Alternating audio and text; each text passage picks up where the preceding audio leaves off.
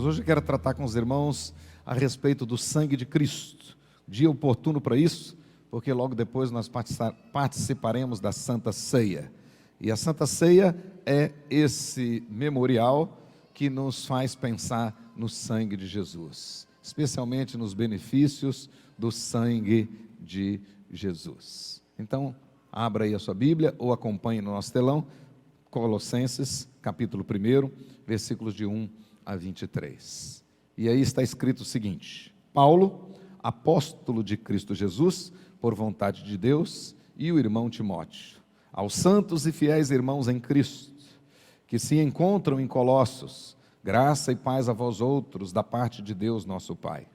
Damos sempre graças a Deus, Pai de nosso Senhor Jesus Cristo, quando oramos por vós, desde que ouvimos da vossa fé em Cristo Jesus e do amor que tendes para com todos os santos, por causa da esperança que vos está preservada nos céus, da qual antes ouvistes pela palavra da verdade do Evangelho, que chegou até vós, como também em todo o mundo está produzindo fruto e crescendo. Tal acontece entre vós, desde o dia em que ouvistes e entendestes a graça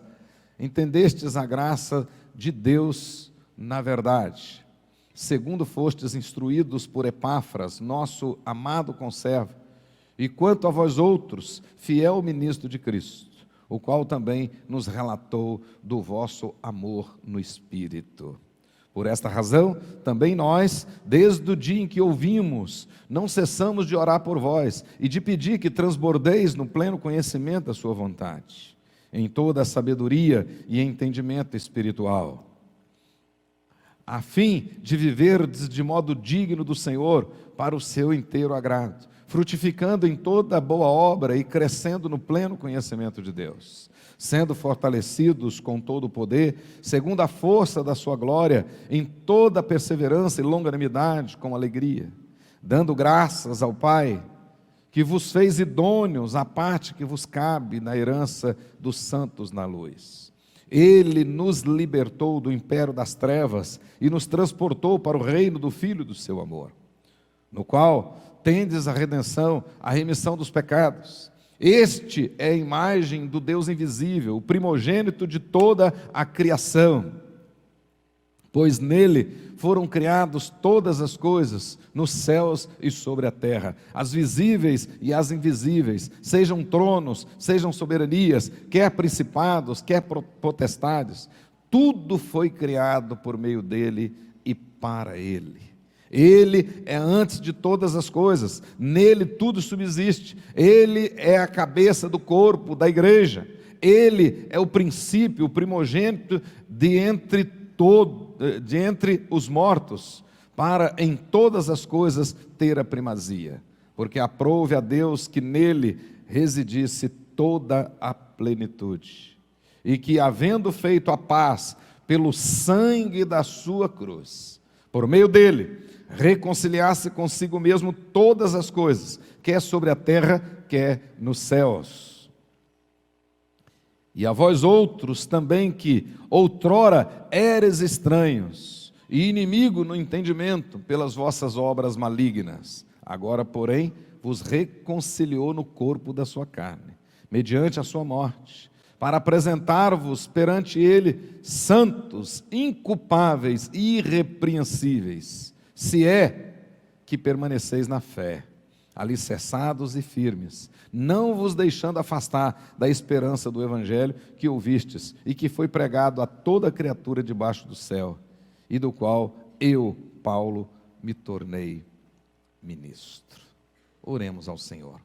Pai querido, em nome de Jesus, muito obrigado, mais uma vez, por estarmos aqui na casa do Senhor, no dia do Senhor, e queremos agora ouvir a palavra do Senhor, aquela que o Senhor preparou na eternidade e que trará aos nossos corações.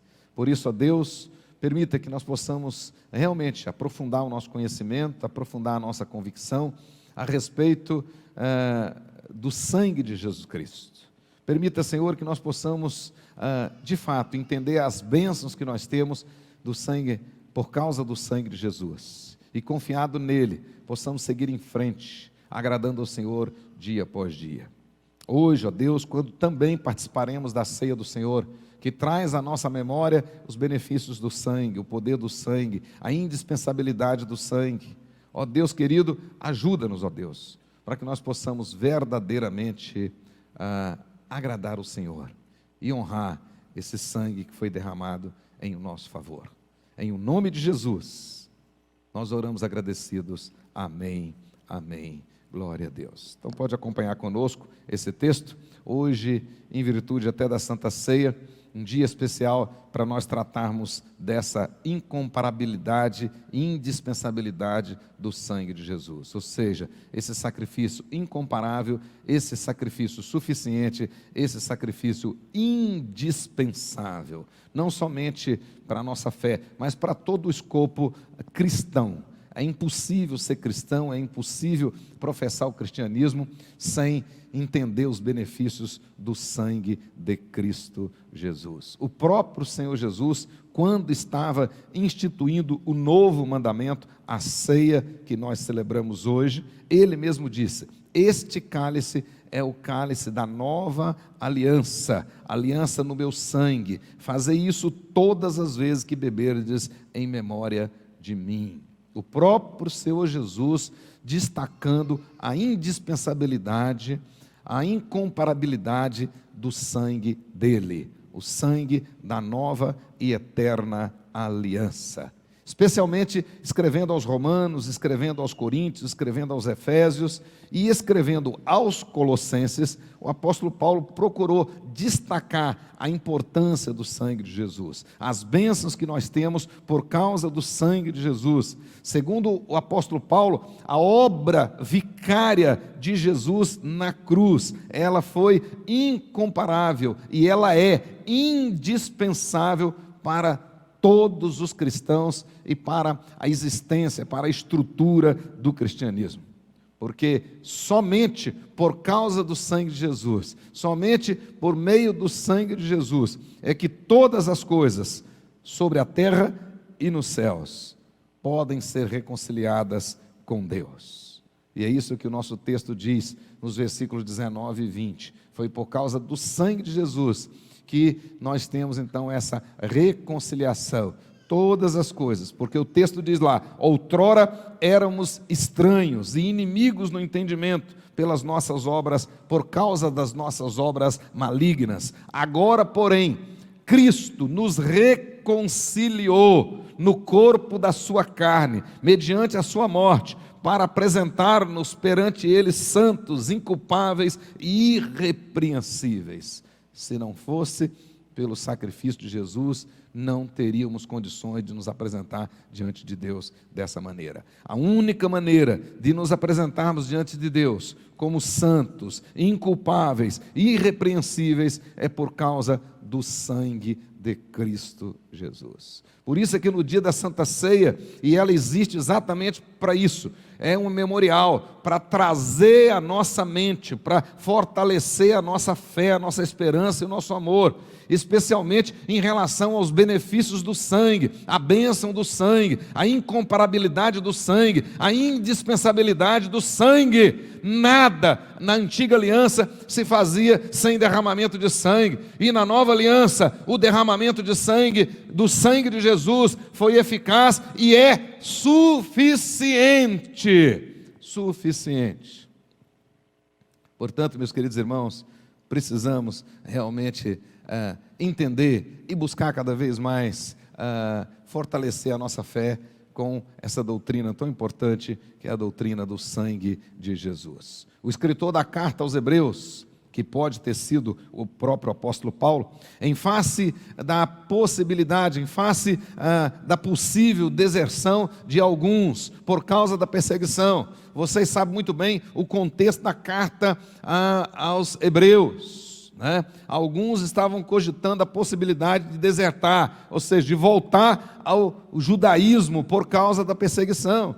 Em virtude disso, em virtude dessa situação, o escritor da carta, ele vai dizer para aqueles irmãos originalmente que eles já estavam livres das exigências da velha aliança e que agora, por causa da obra vicária de Cristo, eles tinham e viviam numa nova realidade, e agora o véu já estava rasgado, e eles podiam agora, por causa do novo e vivo caminho, aberto em virtude do sangue de Jesus, eles podiam agora se aproximar ousadamente, confiadamente, junto ao trono de graça.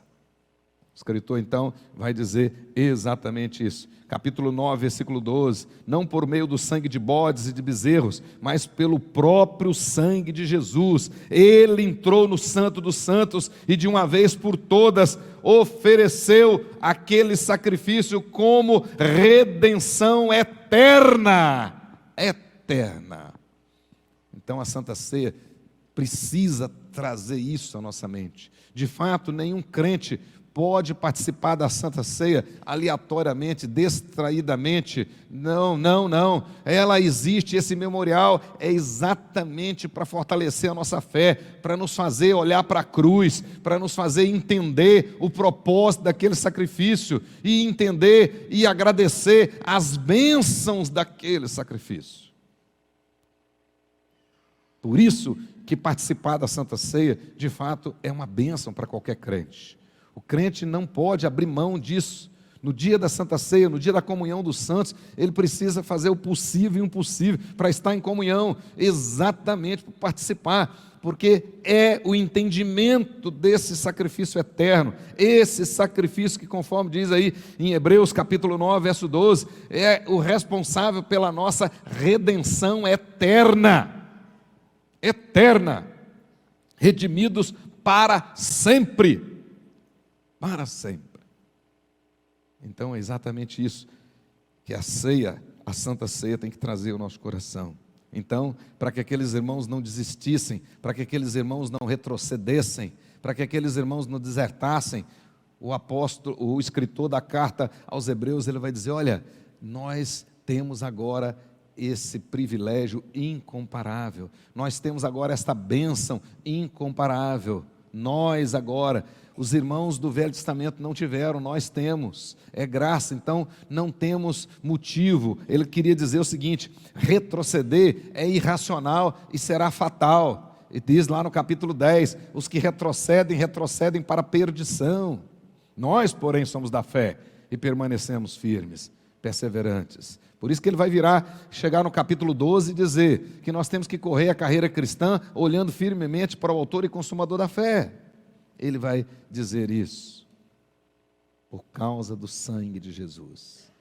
João, no Apocalipse, com a mesma intenção de consolar o coração daqueles crentes que estavam sendo perseguidos, né? Finalzinho do primeiro século, ele vai usar o mesmo argumento. Ele vai lá destacar a obra de Jesus, ele vai deixar claro para aqueles irmãos, e é exatamente o entendimento dessa incomparabilidade da obra de Jesus, que a obra de Jesus é suficiente, que ela é eficaz, é que vai encher o nosso coração, vai te dar segurança, vai te dar confiança, vai te consolar, mesmo em meio das dificuldades. Você pode estar passando por dificuldade agora, lutas em qualquer área da sua vida, na família, na saúde, financeiro, enfim, qualquer que seja a área. Mas no momento que você enche o seu coração de que o que Jesus fez por você é eterno e é suficiente, você tem segurança. Segurança. É isso que Paulo queria que os irmãos romanos entendessem. Capítulo 8 de Romanos. Nada pode nos separar do amor de Deus que está em Cristo Jesus. Então, aquilo que Jesus fez de uma vez por todas. O sangue dele derramado foi derramado de uma vez por todas. E aí lá João, no Apocalipse, ele vai dizer exatamente isso. Marque aí na sua Bíblia, capítulo 1 do Apocalipse, versículo 4, versículos até o 6. 4 a 6, ele diz assim: graça e paz a vós outros, queridos irmãos, da parte daquele que é, daquele que era, daquele que há de vir, da parte dos 7 Espíritos que se acham diante do seu trono, e da parte de Jesus Cristo, a fiel testemunha, o primogênito dos mortos, e o soberano dos reis da terra. Olha o que ele diz: aquele que nos ama, e que pelo seu sangue nos libertou dos nossos pecados. pelo seu sangue nos libertou dos nossos pecados, e em virtude disso, por causa do seu sangue, nos constituiu reino e sacerdotes para o seu Deus e Pai. Portanto, a Ele a glória e o domínio pelos séculos dos séculos. Amém. Olha que benção. O nosso texto aqui na carta aos Colossenses, como nós sabemos, a igreja de Colossos ficava lá na Ásia Menor, onde hoje está a Turquia, né?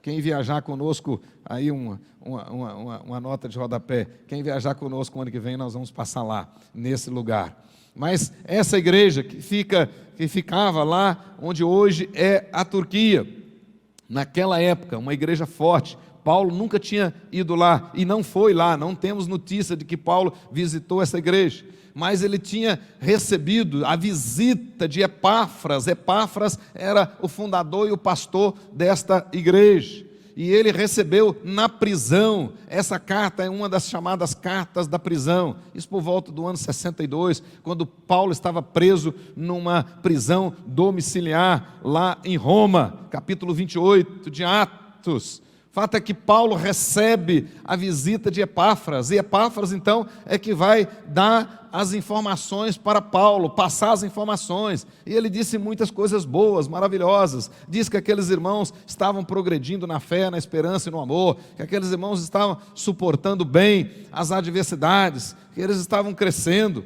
Ele elogia, Paulo então ficou muito alegre, mas Epáfras também trouxe algumas notícias preocupantes. Principalmente, Epáfras disse para Paulo que aqueles irmãos estavam começando a ter um problema, um certo desvio na espiritualidade deles. Eles estavam ficando mais preocupados com as forças espirituais, com demônios, etc., do que glorificar a Cristo verdadeiramente. Então os principados e as potestades estavam tomando o lugar de Jesus na vida de muitos daqueles crentes. Eles estavam mais preocupados, e muitos deles vendo um demônio atrás de cada moita, ao invés de exaltar o Senhor Jesus e ficar preocupado e glorificar o Senhor Jesus. Então eles estavam mais preocupados com as entidades espirituais, muitos deles. Isso preocupou o apóstolo Paulo. Nada nessa vida pode tirar a primazia de Jesus no nosso coração. Isso é um princípio cristão inegociável, né? Jesus disse: se você não deixar pai e mãe para segui-lo, não é digno dele, não pode ser discípulo dele. Se você não renunciar a tudo, não pode ser discípulo dele. Se você não tomar a sua cruz e segui-lo, você não pode ser discípulo dele. Qualquer coisa nessa vida que tire a primazia de Jesus no seu coração é um problema sério para a sua vida. Isso estava acontecendo. Alguns daqueles crentes, Jesus não estava tendo a primazia no coração deles. Preocupou muito o apóstolo Paulo. Por isso que esta carta, o pano de fundo dela, é exaltar a supremacia da pessoa de Jesus. Essa é uma carta absolutamente cristológica. Então vai falar tudo aqui a respeito de Jesus. Jesus é pré-existente, Jesus é a essência do Pai, né? E vai dizer mais uma série de coisas a respeito de Jesus, né? Jesus participando da criação, nada do que foi feito sem ele se fez, e tudo que foi feito para a glória dele foi feito. Então ele vai exaltar a pessoa de Jesus. Para quê? Qual a intenção? Para que você e eu colocasse também Jesus como prioridade na sua vida. Exalte Jesus, tudo na sua vida, né? Tudo, aquilo que você acha que é importante, o que não é, exalte Jesus, exalte. Agradeça a Jesus pelo ar que você está respirando, agradeça a Jesus pelo alimento de hoje, por sua família. Sua família não é perfeita, mas agradeça a Jesus por isso também. Agradeça a Jesus aquilo que você está entendendo, agradeça também aquilo que você não está entendendo, mas Ele está no controle, porque o texto vai dizer que Ele é soberano, Ele é Deus. Então isso preocupou o apóstolo Paulo. Mas a segunda coisa que Epáfras falou para Paulo, né, é que eles estavam dando muita importância às coisas externas e não o interno. Esse é um problema que a gente vive hoje também. Se Epáfras fosse o pastor da igreja presbiteriana de Cuiabá e fosse visitar o apóstolo Paulo na prisão e dar as notícias para ele, talvez ele teria dito para Paulo também: olha, Muitas pessoas estão preocupadas mais com o externo do que com o interno. Ou seja, nós vivemos hoje uma sociedade que está muito mais preocupada com o ter do que com o ser. Então, tem muitas pessoas que não estão nem aí se ela financiou aquele carro em 225 prestações. Mas ele quer mostrar ele para todo mundo e bota em todas as redes dele, etc, etc. Tá? E vai por aí fora. Né? Ele não está preocupado que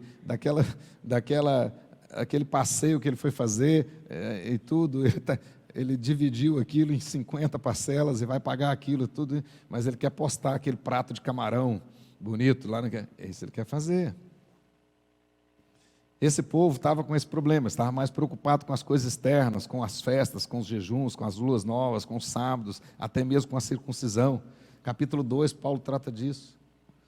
Então ele vai dizer, olha, na realidade a grande preocupação nossa tem que ser com o ser. Com o ser. Nossa grande preocupação tem que ser com o nosso coração. Porque não adianta você adorar de boca se o coração está longe do Senhor. Essa foi a crítica que Jesus fez aos fariseus. Não adianta. Não adianta você vir aqui à igreja todos os domingos e cultuar e sair daqui sem ter adorado. Porque o que vale é adorar. E a adoração que Deus recebe é em espírito e em verdade. Ou seja, que vem de dentro. Vem de dentro. Aquela que você realmente chora com a alma. Aquela que você diz para o Senhor que não sabe, mas Ele sabe, você confia. É isso que Paulo vai dizer. Mas ele vai dizer isso como? Ele vai dizer isso mostrando agora que a obra de Jesus é que é importante. A obra de Jesus. Então eles estavam preocupados em muitas coisas, né? E ele está dizendo que você tem que exaltar é a obra que Jesus fez, é essa que conta, é por causa dela que você está aqui, é por causa dela que você foi reconciliado, é por causa dela que você tem a vida eterna, por causa dela que você vai viver para sempre com o Senhor. É por causa dela, ainda que você venha morrer, vai viver e viver eternamente. Então o que conta é a obra de Jesus, é o sacrifício de Jesus, é o sangue, é isto que conta. Então ele vai mostrar exatamente isso.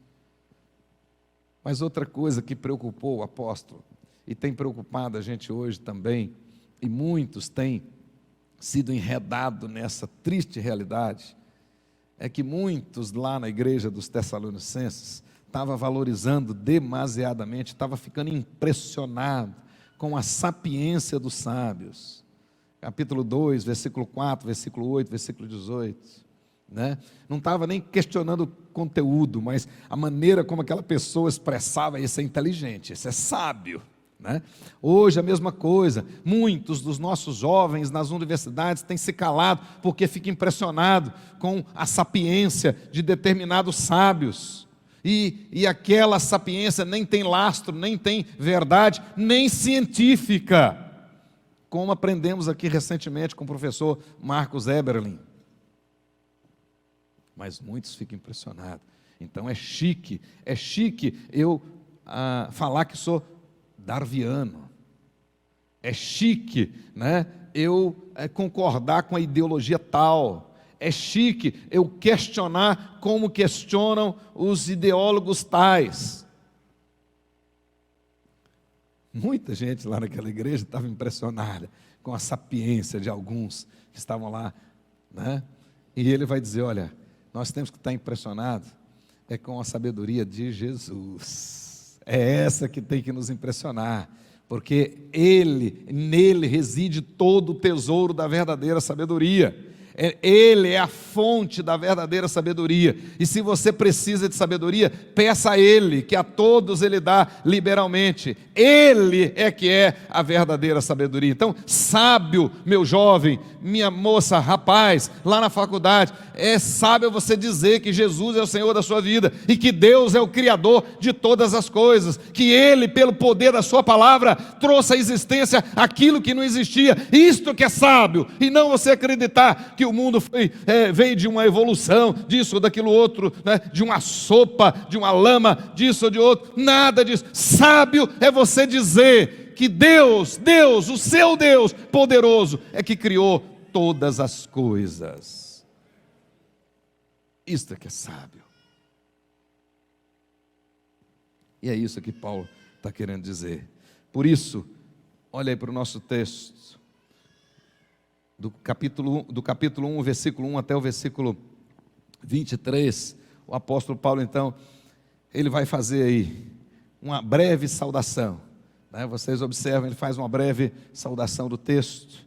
Depois, nessa saudação, ele expressa aí a sua gratidão, versículo 1 até o versículo 8. E depois, do versículo 9 até o versículo 12, ele vai dizer que aqueles irmãos era motivo da oração dele, que ele e Timóteo oravam incessantemente por eles, e ele vai revelar aí, do versículo 9 ao versículo 12, o conteúdo da sua oração. E olha aí bem o conteúdo da oração dele. Ele orava para que o conhecimento daqueles irmãos, e a palavra lá é gnose, conhecimento de Deus.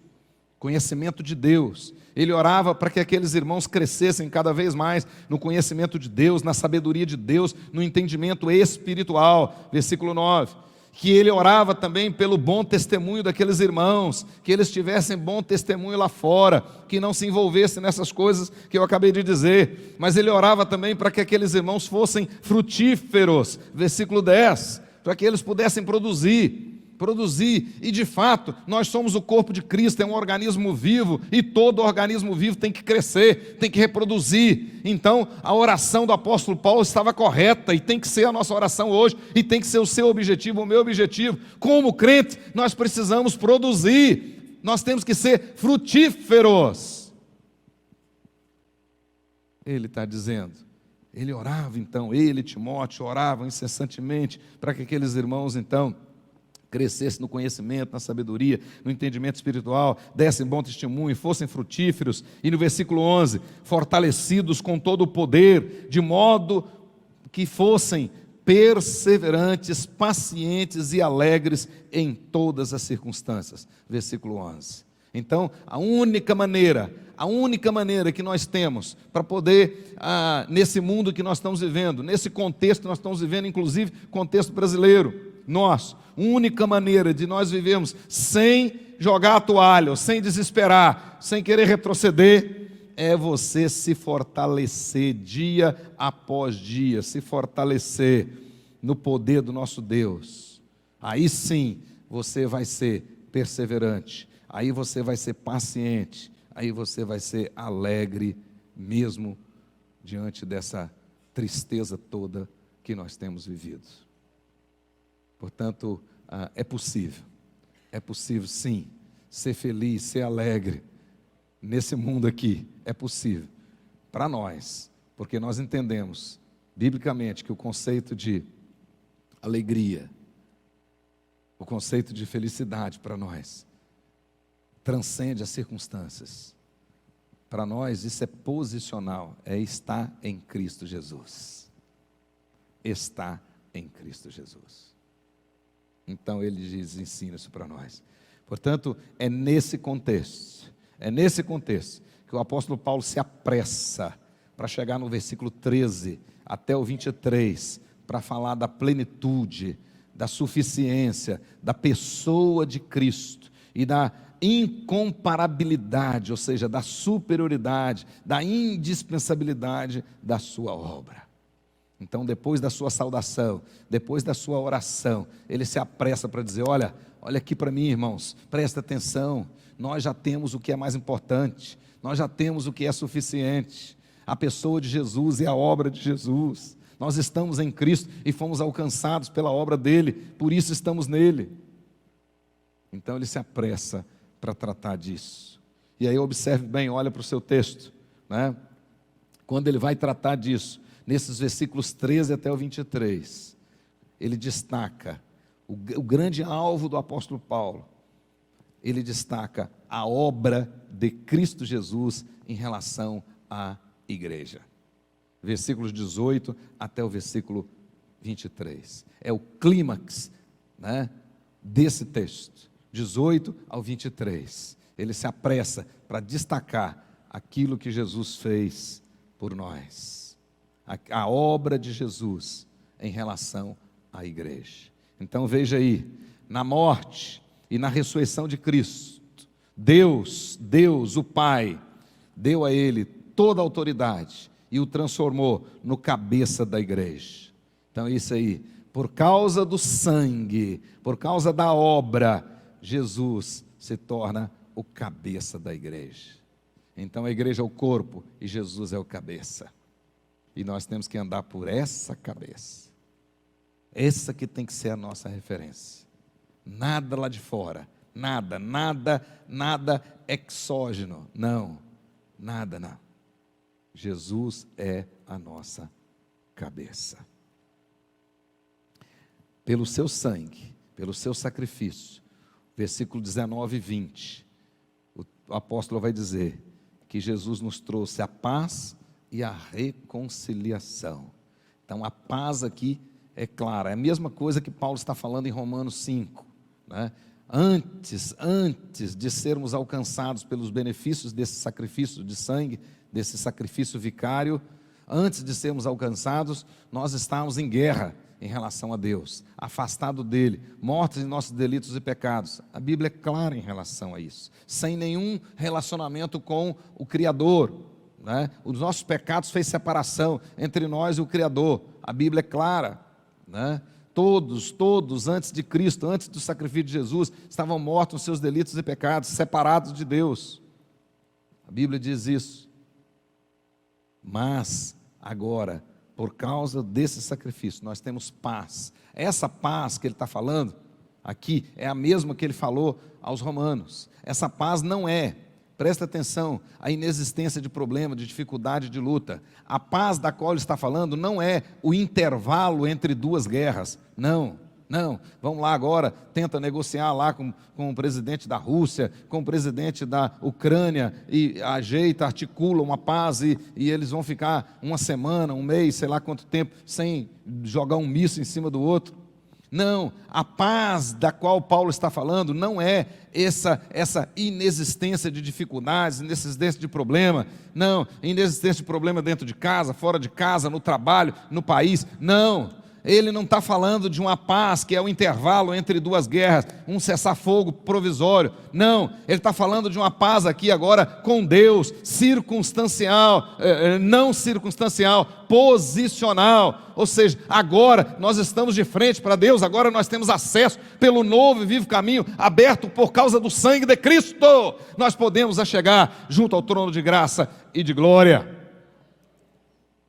Essa paz agora, essa paz que você pode de fato deitar e dormir, em paz me deito e logo pego no sono, porque o Senhor me guarda, dizia o salmista. É dessa paz, é esta paz que todos que estão aqui precisam, é dessa paz que o mundo necessita, né? Mas ela só é possível pelo sangue de Jesus. Paulo está dizendo isso, só por causa do sangue. Em virtude disso, agora nós fomos reconciliados, então nós temos agora você não é mais bastardo, agora você é filho, você senta à mesa. Essa é a verdade. Então, por causa do sangue de Jesus.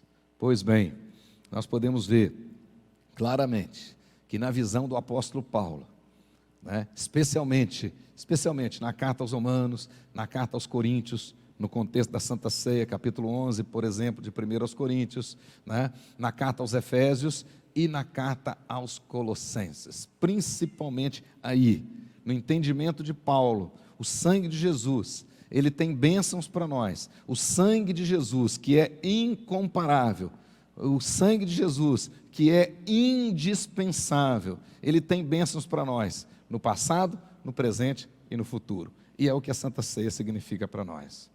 Ela nos faz olhar para o passado, nos faz fazer uma reflexão no presente e nos faz olhar para o futuro. No passado, por causa do sangue de Jesus, nós temos a redenção, a justificação e a reconciliação. Tudo isso por causa do sangue de Jesus. E a Bíblia diz, 1 Pedro capítulo 1, versículo 20, que o sangue de Jesus foi derramado antes da fundação do mundo. Então essas bênçãos, nós as recebemos na eternidade, antes da fundação do mundo. Mas Paulo também fala dessas bênçãos do sangue de Jesus no presente, no presente. O sangue de Jesus traz bênção para nós hoje, você que está aqui agora, eu, todos nós. Pelo sangue de Jesus, nós temos hoje, agora, paz com Deus. Pelo sangue de Jesus, hoje, nós temos comunhão com Deus. Pelo sangue de Jesus, hoje, nós somos fortalecidos pelo seu poder, pelo poder do seu Espírito Santo, por causa do sangue de Jesus. Por causa do sangue de Jesus, hoje, você e eu, nós podemos vencer o inimigo. E hoje, por causa do sangue de Jesus, nós estamos protegidos do ataque do inimigo. É o sangue de Jesus. Hebreus capítulo 10, verso 19 e 20, diz lá: tendo, pois, irmãos, intrepidez para entrar no santo dos santos, pelo sangue de Jesus, pelo novo e vivo caminho que Ele nos consagrou, pelo véu, isto é, pela sua carne.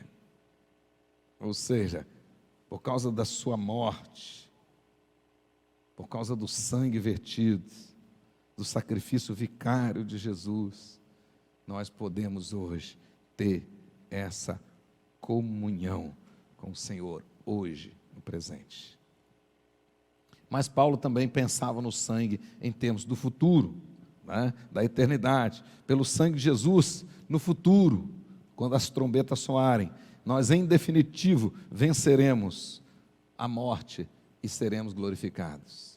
A única possibilidade de vencer o grande inimigo, a morte, é por causa do sangue de Jesus.